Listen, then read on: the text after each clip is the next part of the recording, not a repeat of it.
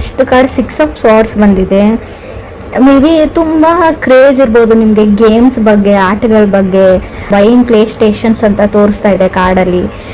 Something travelling ಅಂತ ಹೇಳುತ್ತೆ, travel ಮಾಡಿ ಎಲ್ಗಾದ್ರೂ ಹೋಗಬೇಕು ಅನ್ನೋ ಪ್ಲ್ಯಾನ್ ಇರುತ್ತೆ ನಿಮಗೆ. ಬಟ್ ಸ್ವಲ್ಪ ಕ್ಯಾನ್ಸಲೇಷನ್ಸ್ನ ನಾನು ಜಾಸ್ತಿ ಹೇಳ್ತೀನಿ.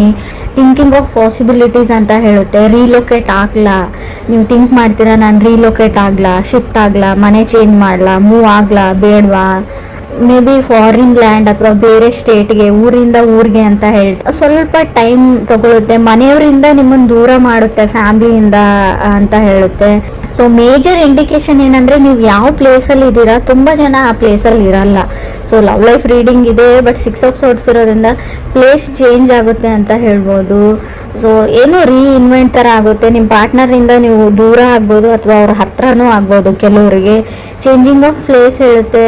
6 ಆಫ್ ಸಾರ್ಡ್ಸ್ ಅಂದರೆ ಏನೋ ಒಂದು ನಿಮಗೆ ಪಾರ್ಟ್ನರ್ ಮೇಲೆ ಒಂಥರ ಕಿರಿಕಿರಿ ಮಾಡ್ತಾರೆ, ಪದೇ ಪದೇ ಕಾಲ್ ಮಾಡಿ, ಪದೇ ಪದೇ ಮೆಸೇಜ್ ಮಾಡಿ, ಅದರ್ ಪರ್ಸನ್ ಅಂತ ಅನ್ನಿಸ್ಬೋದು. ಅಥವಾ ಅದರ್ ಪರ್ಸನ್ಗೆ ನೀವು ಆ ಥರ ಮಾಡ್ತೀರಾ ಅಂತ ಕೂಡ ಅನ್ಸ್ಬೋದು 6 ಆಫ್ ಸಾರ್ಡ್ಸ್ ಇರೋದ್ರಿಂದ. ಸೆಕೆಂಡ್ ಕಾರ್ಡ್ ನನಗೆ 5 ಆಫ್ ಪೆಂಟಿಕಲ್ಸ್ ಬಂದಿದೆ. ಮೇ ಬಿ ತುಂಬ ಇನ್ವೆಸ್ಟ್ ಮಾಡಿದ್ದೀರಾ ಟೈಮ್ ಆ್ಯಂಡ್ ಮನಿ ರಿಲೇಷನ್ಶಿಪ್ಗೆ ಅಂತ ಅನಿಸುತ್ತೆ ಕೆಲವರು. ಬಟ್ ನೀವು ಅಂದ್ಕೊಂಡಂಗೆ ಏನೂ ಆಗ್ತಾ ಇಲ್ಲ ಅಂತ ಕೂಡ ಅನ್ನಿಸ್ತಾ ಇದೆ. ಹಣ ಹೋಯಿತು, ಟೈಮ್ ಹೋಯಿತು, ತುಂಬ ಡೇಟ್ ಮಾಡಿದ್ದೀರಾ ಆ ಪರ್ಸನ್ನ. ಬಟ್ ಅಂಡರ್ಸ್ಟ್ಯಾಂಡಿಂಗ್ ಏನೂ ಬೆಳೆದೇ ಇಲ್ಲ, ಅವ್ರು ನನ್ನನ್ನು ಅರ್ಥನೇ ಮಾಡ್ಕೊಂಡಿಲ್ಲ. ಏನು ಹೀಗೆ ಆದರೆ ಹೇಗೆ ಮುಂದೆ ಫ್ಯೂಚರು, ಭವಿಷ್ಯ ಹೇಗೆ ಅಂತ ಥಾಟ್ಸ್ ಸ್ಟಾರ್ಟ್ ಆಗುತ್ತೆ ನಿಮಗೂ ಅಥವಾ ಅದರ್ ಪರ್ಸನ್ ಅಂದರೆ ನೀವು ಕನೆಕ್ಟ್ ಆಗಿರೋ ವ್ಯಕ್ತಿ. ಮೇ ಬಿ ನೀವು ಮದುವೆನೇ ಆಗಿರ್ಬೋದು ಅಥವಾ ರಿಲೇಷನ್ಶಿಪ್ಪಲ್ಲಿರ್ಬೋದು, ಕಮಿಟ್ ಆಗಿರ್ಬೋದು. ಥರ್ಡ್ ಕಾರ್ಡ್ ಕಿಂಗ್ ಆಫ್ ಸಾರ್ಡ್ಸ್ ಬಂದಿದೆ. ಕೆಲವರು ಕಿಂಗ್ ಆಫ್ ಸಾರ್ಡ್ಸ್ ಅಂದರೆ ಯಾವುದೋ ಒಬ್ಬ ವ್ಯಕ್ತಿನ ನಿಮ್ಮ ಲೈಫಿಂದ ಕಟ್ ಆಫ್ ಮಾಡ್ತೀರಾ ನೀವು. ಚೇಂಜ್ ಅಂತ ಹೇಳ್ತೀನಿ. ತುಂಬ ಕಾನ್ಫಿಡೆನ್ಸ್ ಇರುತ್ತೆ. ಮೇ ಬಿ ಕೆಲವ್ರಿಗೆ ಈ ಥರ ಹೇಳ್ತೀನಿ ಅಂತ ತಪ್ಪು ತಿಳ್ಕೊಬೇಡಿ. 5 ಇಯರ್ಸಿಂದ ಮದುವೆ ಆಗಿರೋರು ಕೂಡ ಸಪ್ರೇಟ್ ಆಗುವಂಥ ಚಾನ್ಸಸ್ ಇದೆ. ಮದುವೆ ಆಗಿ 5 ಇಯರ್ಸ್ ಆದರೂ ಸಪ್ರೇಟ್ ಆಗ್ತೀರಾ, ಡಿವೋರ್ಸ್ಗೆ ಅಪ್ಲೈ ಮಾಡ್ತೀರಾ ಕೆಲವರು. ಪೇಷನ್ಸ್ ಇಸ್ ಎ ಕೈ. ಸ್ಪೀಚ್ ಬಗ್ಗೆ ಹೇಳ್ತೀನಿ ನಾವು. ನೀವು ಹೇಗೆ ಮಾತಾಡ್ತೀರಾ ಅದ್ರ ಬಗ್ಗೆ ಹುಷಾರಾಗಿರಿ. ಅಲ್ಲ ಏನಾದರೂ ಆಗಲಿ ನಾನು ದೂರ ಆಗೋಕ್ಕೂ ರೆಡಿ ಇದ್ದೀನಿ ಅನ್ನೋ ಹಾಗಿದ್ರೆ ಮಾತ್ರ ಜಗಳ ಮಾಡ್ಕೊಳ್ಳಿ. ಸಣ್ಣ ಪುಟ್ಟ ಜಗಳ ನಿಮ್ಮನ್ನು ಬೇರೆ ಮಾಡುತ್ತೆ. ಆದಷ್ಟು ಮಾತಾಡದೆ ಇದ್ಬಿಡಿ ಅಂತ ನಾನು ಹೇಳ್ತೀನಿ. ಫೋರ್ತ್ ಕಾರ್ಡ್ ನನಗೆ 9 ಆಫ್ ಸಾರ್ಡ್ಸ್ ಬಂದಿದೆ. ಆಂಗ್ಸೈಟಿ, ತುಂಬ ಆತಂಕ, ಸ್ಟ್ರೆಸ್ಸು, ಡಿಪ್ರೆಷನ್ಗೆ ಹೋಗ್ಬೋದು ನೀವು 9 ಆಫ್ ಸಾರ್ಡ್ಸ್ ಅಂದರೆ. ಆಲ್ಮೋಸ್ಟ್ ಕೆಲವ್ರದ್ದು ಸಪ್ರೇಷನ್ ಲೆವೆಲಿಗೆ ಬಂದು 9 ಆಫ್ ಸಾರ್ಡ್ಸ್ ಕೆಲವ್ರದ್ದು ಭಯ ಆಗೋಕ್ಕೆ ಶುರುವಾಗ್ಬಿಡುತ್ತೆ. ನಾನು ಯಾಕೆ ಇಷ್ಟು ಚಿಕ್ಕ ವಿಷಯಕ್ಕೆ ಜಗಳ ತಗೊಂಡೆ, ನಾನು ದೂರ ಆಗ್ತಾ ಇದ್ದೀನಿ ಅಂತ. ಸೊ ನಾನು ಮುಂಚೆನೇ ಇಂಡಿಕೇಶನ್ ಕೊಡ್ತಾ ಇದ್ದೀನಿ, ಸುಮ್ಮನಿದ್ದು ಬಿಡಿ. ಫಿಫ್ತ್ ಕಾರ್ಡ್ ನನಗೆ 7 ಆಫ್ ಕಪ್ಸ್ ಬಂದಿದೆ. ಸೊ ನಿಮಗೆ ಯಾರೋ ಮೋಸ ಮಾಡ್ತಾ ಇದ್ದಾರೆ. 7 ಆಫ್ ಕಪ್ಸ್ ಮೀನ್ಸ್ ನೀವು ಕನೆಕ್ಟ್ ಆಗಿರೋ ವ್ಯಕ್ತಿ ಚೀಟ್ ಮಾಡ್ತಾ ಇದ್ದಾರೆ ಅಂತ ಅರ್ಥ ಆಗುತ್ತೆ. ಮೋಸ ಮಾಡ್ತಾ ಇದ್ದಾರೆ ನಿಮಗೆ ಅಂತ ಕೂಡ ಕಾರ್ಡ್ ಹೇಳ್ತಾ ಇದೆ. ಅಬ್ಸರ್ವ್ ಮಾಡಿ, ಹುಷಾರಾಗಿರಿ. ಅವ್ರು ಬಣ್ಣದ ಮಾತಿಗೆ ಮಳ್ಳಾಗಬೇಡಿ ಅಂತ ಹೇಳ್ತೀನಿ. ಈ ರಿಲೇಷನ್ಶಿಪ್ಗೆ ನಿಮಗೆ ರಿಲೇಟಿವ್ಸ್ ಕಡೆಯಿಂದನೂ ಬರ್ಬೋದು, ಮದುವೆ ಫಿಕ್ಸ್ ಆಗೋ ಲೆವೆಲಿಗೆ ಇರ್ಬೋದು, ಆಲ್ರೆಡಿ ಎಂಗೇಜ್ಮೆಂಟ್ ಆಗಿರ್ಬೋದು. ಬಟ್ ಅವ್ರು ಹೇಳಿರೋದೆಲ್ಲ ಸುಳ್ಳು ಕಾರ್ಡ್ ಹೇಳ್ತಾ ಇದೆ. ಎಲ್ರಿಗೂ ಅನ್ವಯಿಸುತ್ತೋ ಇಲ್ವೋ ಗೊತ್ತಿಲ್ಲ, ಬಟ್ ಕೆಲವರಿಗೆ ಖಂಡಿತವಾಗ್ಲೂ. 6th ಕಾರ್ಡ್ ನನಗೆ ಪೇಜ್ ಆಫ್ ಸಾರ್ಡ್ಸ್ ಬಂದಿದೆ. 7th ಕಾರ್ಡ್ 7 ಆಫ್ ಪೆಂಟಿಕಲ್ಸ್ ಬಂದಿದೆ. ನೀವು ತುಂಬ ಟ್ರೈ ಮಾಡಿದ್ದೀರಾ, ಯುವರ್ ಬೆಸ್ಟ್ ವೇಟ್ ಮಾಡಿದ್ದೀರಾ, ಎಲ್ಲ ಮಾಡಿದ್ದೀರಾ. ಬಟ್ ಕಂಟ್ರೋಲ್ ಮಾಡೋಕ್ಕಾಗ್ತಾ ಇಲ್ಲ ನಿಮಗೆ. ಯಾರನ್ನು ಚೂಸ್ ಮಾಡಲಿ ಅಥವಾ ಯಾರನ್ನು ಬಿಡಲಿ ಅನ್ನೋ ಲೆವೆಲಿಗೆ. ಆ ರಿಲೇಷನ್ಶಿಪ್ಪಲ್ಲಿ ಇರೋಕ್ಕೂ ನೀವು ತುಂಬ ಟ್ರೈ ಮಾಡಿದ್ರಿ. ಮದುವೆ ಆಗಿ ತುಂಬ ವರ್ಷ ಆಯಿತು, ಇವಾಗ ಬಿಡೋಕ್ಕೂ ಆಗಲ್ಲ. ಗೌರವ, ಮಾನ, ಮರ್ಯಾದೆ ಪ್ರಶ್ನೆ ಎಲ್ಲ ಯೋಚನೆ ಮಾಡಿದ್ರಿ. ಬಟ್ ಕಡೆಗೆ ಬೇರೆ ದಾರಿ ಇಲ್ಲ ಅಂತ ಕೆಲವ್ರಿಗೆ ಅನಿಸಿರ್ಬೋದು. ಸಪ್ರೇಟು ಆಗ್ತಾ ಇದ್ದೀರಾ ಕೆಲವರು ಅಂತ ಹೇಳ್ತಾ ಇದೆ. 6 ಆಫ್ ಸಾರ್ಡ್ಸ್ ಏನು ಹೇಳುತ್ತೆ ಅಂದರೆ, ಆ ವ್ಯಕ್ತಿ ನಿಮ್ಗೆ ಚೀಟ್ ಮಾಡ್ತಾ ಇದ್ದಾರೆ ಅಂತ ಗೊತ್ತಿದೆ, ನಿಮಗೆ ಮೋಸ ಮಾಡ್ತಾ ಇದ್ದಾರೆ ಅಂತ ಗೊತ್ತಿತ್ತು. ಬಟ್ ಆದರೂ ಇಷ್ಟು ವರ್ಷಗಳ ಕಾಲ ಇದ್ರಿ. ಬಟ್ ಇನ್ನು ಮುಂದೆ ಆಗ್ತಾ ಇಲ್ಲ. ಸೊ ನೀವೆಷ್ಟು ಪ್ರಯತ್ನ ಪಡಬೇಕು ಅಷ್ಟು ಪಟ್ಟಿದ್ದಾಗಿದೆ. ಸೊ ಅದ್ರ ಬಗ್ಗೆ ಗಿಲ್ಟಿ ಫೀಲ್ ಮಾಡ್ಕೊಳ್ಬೇಡಿ ಅಂತಲೇ ನಾನು ಹೇಳ್ತೀನಿ. ಸೊ ಲೆಟ್ ಗೋ ಮಾಡಿ, ಮೂವ್ ಆನ್ ಆಗಿ, ನಿಮ್ಮ ಲೈಫಿಗೆ ಏನು ಬೇಕೋ ಅದನ್ನು ನೀವು ಮಾಡ್ಕೊಳ್ಳಿ ಅಂತಲೇ ಕಾರ್ಡ್ ಹೇಳ್ತಾ ಇದೆ. ಸೊ 8th ಕಾರ್ಡ್ ನನಗೆ 4 ಆಫ್ ಕಪ್ಸ್ ಬಂದಿದೆ. 4 ಆಫ್ ಕಪ್ಸ್ ಅಂದರೆ ನಿಮಗೆ ಮಲ್ಟಿಪಲ್ ಆಪ್ಷನ್ಸ್ ಬರುತ್ತೆ ಖಂಡಿತವಾಗ್ಲೂ. ಸೊ ಕೇರ್ಫುಲ್ಲಾಗಿ ಅದರಲ್ಲಿ ನೀವು ಚೂಸ್ ಮಾಡ್ಕೊಳ್ಬೇಕಾಗುತ್ತೆ. ಇದು ನಿಮ್ಮ ಲೈಫ್ ಪ್ರಶ್ನೆ. ಸೊ ಮದುವೆಗೆ ರೆಡಿ ಮಾಡ್ಕೊಳ್ತಾ ಇದ್ದೀರಾ ಅಂತಲೂ ಗೊತ್ತು, ಸೆಟ್ಲ್ ಆಗಬೇಕು ಅಂತ ಡಿಸೈಡ್ ಮಾಡಿದ್ದೀರ ಅವರು. ಯಾಕಂದರೆ ನನ್ನ ಅಕ್ಕಪಕ್ಕ ನನಗಿಂತಲೂ ಚಿಕ್ಕವರಿಗೆಲ್ಲ ಮದುವೆ ಆಗ್ತಾ ಇದೆ ಅಂತ ಫ್ರೆಶರ್ ಥರ ನಿಮಗೆ ಫೀಲ್ ಇರ್ಬೋದು. ಸೊ ಅದಕ್ಕೋಸ್ಕರ ನೀವು ಈ ಡಿಸಿಷನ್ನು ತಗೊಂಡಿರ್ಬೋದು, ಬಟ್ ಮನೆಯವ್ರನ್ನೇ ನಂಬಿ ಹೋಗ್ತೀನಿ ಅನ್ನೋದು ಕೂಡ ತಪ್ಪು, ಅಥವಾ ನೀವು ನನ್ನ ನಂಬಿಕೆ ಮೇಲೆ ಹೋಗ್ತೀನಿ ಅನ್ನೋದು ಕೂಡ ತಪ್ಪು.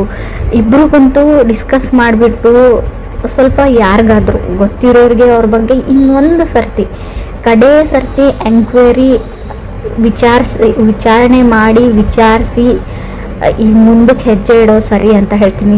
ಕೆಲವರು ಮೋಸ ಹೋಗೋ ಚಾನ್ಸಸ್ ತುಂಬ ಕಾಣಿಸ್ತಾ ಇದೆ ಅಂತ ನಾನು ಒತ್ತಿ ಹೇಳ್ತಾ ಇದ್ದೀನಿ. ಇದನ್ನು ಮದುವೆ ಅಂತ ಮಾತುಕತೆ ಬೇರೆ.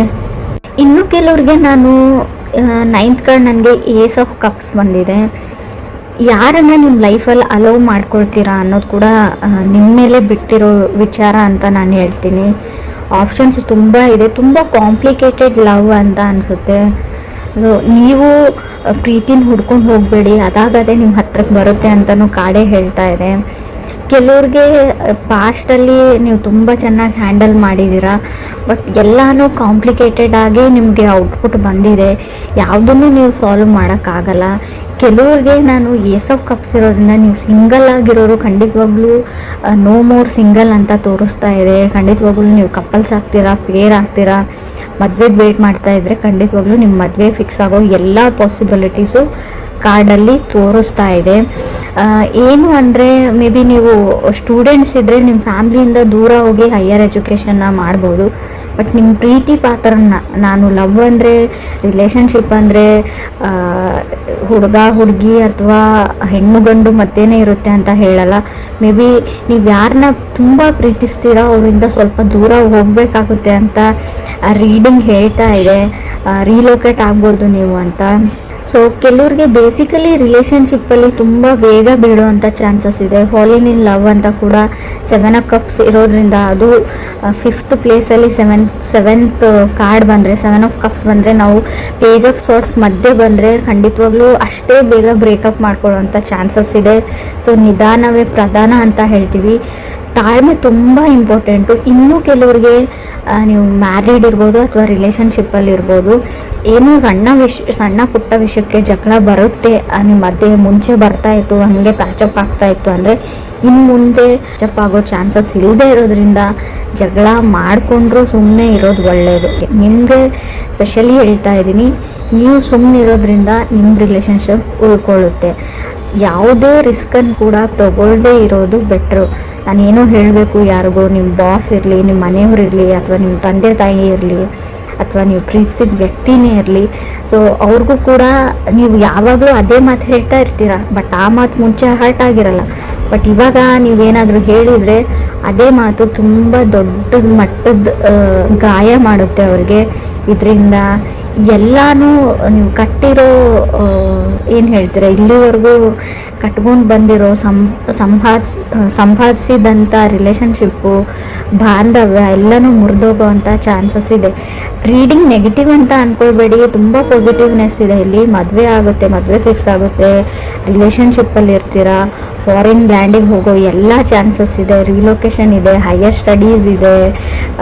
ಕೆಲವ್ರಿಗೆ ನೀವು ಪ್ರೀತಿಸಿದ ವ್ಯಕ್ತಿನೂ ನಿಮ್ಗೆ ಸಿಗ್ತಾರೆ, ಬಟ್ ನಿಮ್ಮ ಮಾತಿನ ಬಗ್ಗೆ ಅಷ್ಟೇ ನೀವು ಗಮನ ಇರಬೇಕು.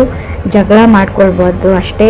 ಕೆಲವ್ರು ಖಂಡಿತ ಜಗಳ ಆಗುತ್ತೆ, ಅವಾಗ ನಿಮ್ಗೆ ಆತಂಕ ಆಗುತ್ತೆ, ಸ್ಟ್ರೆಸ್ ಆಗುತ್ತೆ, ಬಟ್ ಅದು ಕಾನ್ಸಿಕ್ವೆನ್ಸಸ್ ಅಂತ ಹೇಳ್ತೀವಿ. ಮಾಡ್ಕೊಂಡಿರೋ ತಪ್ಪಿಗೆ ಅದನ್ನೆಲ್ಲ ನಾವು ಅನುಭವಿಸ್ಬೇಕು. ಏನೇ ಬರಲಿ ಅದನ್ನು ಹೆದರಿಸ್ತೀನಿ ಅನ್ನೋ ಕಾನ್ಫಿಡೆನ್ಸ್ ಇರಲಿ. ಎಲ್ಲೂ ಕುಸ್ತೋಗ್ಬೇಡಿ ಅಂತ ನಾನು ಹೇಳ್ತೀನಿ. ಆಗೋಗಿದೆ. ಸೊ ಅದನ್ನು ಆದಷ್ಟು ಸರಿ ಮಾಡೋಕ್ಕಾಗ್ತಾ ಇದೆ ಸರಿ ಮಾಡ್ಕೊಳ್ಳಿ. ಇಲ್ಲ ನನಗಿಷ್ಟ ಇಲ್ಲ ಸರಿ ಮಾಡ್ಕೊಳ್ಳೋದಂದರೆ ಬಿಟ್ಬಿಡಿ. ಹಳೆದ್ರ ಬಗ್ಗೆ ಯೋಚನೆ ಮಾಡಬೇಡಿ, ಫ್ಯೂಚರ್ ಬಗ್ಗೆ ಥಿಂಕ್ ಮಾಡಿ, ಲೆಟ್ ಗೋ ಮಾಡಿ, ಮುಂದೆ ಹೋಗಿ ಅಂತ ಬೇಸಿಕಲಿ ಕಾರ್ಡ್ಸ್ ಹೇಳ್ತಾ ಇದೆ. ಸಿಂಗಲ್ಸ್ ಇರೋರ್ಗೂ ಅಷ್ಟೇ, ಖಂಡಿತವಾಗ್ಲೂ ನಿಮ್ಮ ಲೈಫಲ್ಲಿ ಹೊಸ ವ್ಯಕ್ತಿ ಬರೋ ಚಾನ್ಸಸ್ ಪೇಜ್ ಆಫ್ ಸಾರ್ಟ್ಸ್ ಇರೋದ್ರಿಂದ ಕ್ಲಿಯರ್ಲಿ ಗೊತ್ತಾಗ್ತಾ ಇದೆ.